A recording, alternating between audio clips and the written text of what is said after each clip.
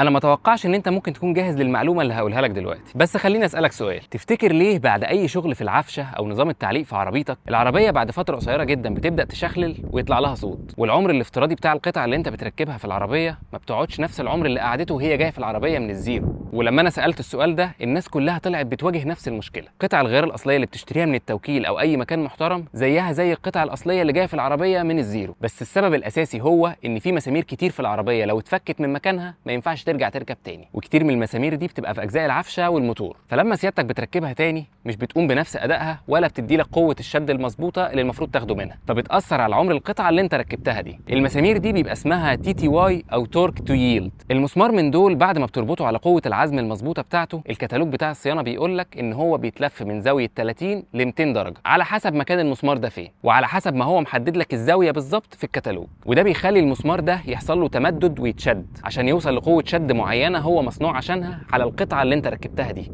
وبالتالي ما بيتاثرش بالاهتزازات وبيقوم بدوره على اكمل وجه. ومن امثله المسامير دي مسامير وش السلندر في اغلب العربيات، والمسامير بتاعه المقصات والمساعدين، او القواعد بتاعه الموتور او قواعد الجير او الفتيس، وغيرها كتير جدا. فلازم ترجع لكتالوج الصيانه بتاع عربيتك عشان تعرف ايه اللي بيتغير وايه اللي ممكن تستخدمه تاني من المسامير دي. ولو انت محتار ومش لاقي كتالوج عربيتك، اعمل لايك وفولو واستناني في الفيديوهات الجايه هقول لك ازاي تفرق بين المسامير دي.